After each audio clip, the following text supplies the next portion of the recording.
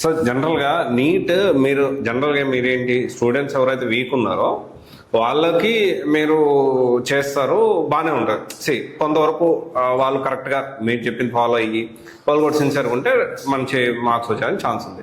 కానీ కొంతమందికి బాగా ప్రిపేర్ అవుతారు, they are good with every topic, but exam fear ఉంటుంది. కరెక్ట్. ఎగ్జామ్ వెళ్ళగానే వాళ్ళకి క్వశ్చన్లు బ్లాంక్ అయిపోతాయి. సో అలాంటి స్టూడెంట్స్ ఇప్పుడు నీట్ మళ్ళీ అంటే పాపం బాగా చదువుతారు, ఎగ్జామ్ వల్ల కొంచెం టెన్స్ ఫీల్ అయ్యి సరిగ్గా అటెంప్ట్ ఇవ్వలేకపోతారు, సరిగ్గా రాయలేకపోతారు. అలాంటి స్టూడెంట్స్ మనం నీట్ లాంగ్ టర్మ్ తీసుకోవచ్చా? తీసుకుంటే వాళ్ళు ఏం చేస్తే వాళ్ళకి బాగా మార్క్స్ వస్తాయి?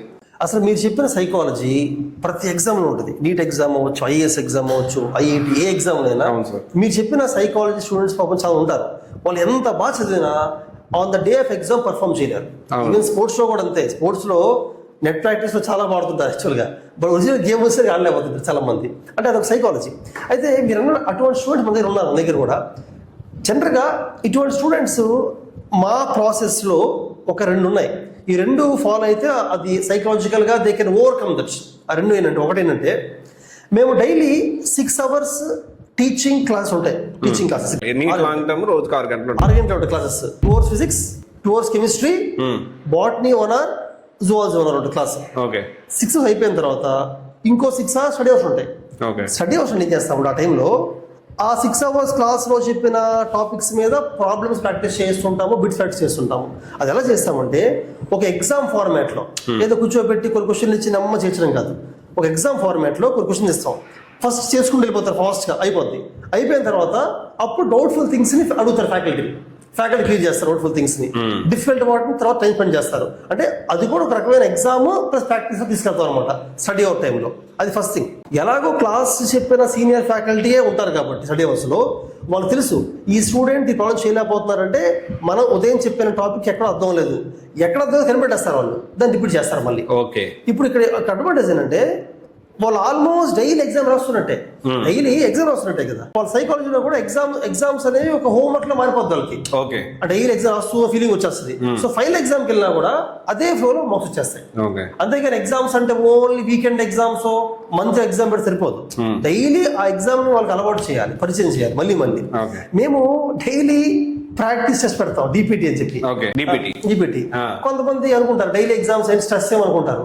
స్ట్రెస్ ఏం కాదు. ఇది ఏంటంటే ఒక స్టూడెంట్ ఒక రోజు క్లాస్ ఫోకస్ వినాలి అంటే వాడి మైండ్లో ఈ రోజు నేను క్లాస్ వినడం లాభం ఏంటి తెలియాలి. మన ఎగ్జామ్ ఎప్పుడో వీకెండ్ పెట్టాం అనుకోండి, ఎలా ఫీల్ అవుతారంటే వేరే పర్లేదులే నేను 5 days ఆడి చదువుకుంటానులే, సండే ఎగ్జామ్ రాస్తాను ఉంటాడు. సేమ్ ఎగ్జామ్ పెట్టారు అనుకోండి, small exam 20 minutes small exam పెట్టారు అనుకోండి, వాడికి ఆ ఫీల్ ఉంటుంది నేను క్లాస్ వినప్పుడు ఎగ్జామ్ రాయలేనని చెప్పి. సో క్లాస్ వింటాడు. అంటే we're forcing him to listen to the class plus notes రాయించాలి.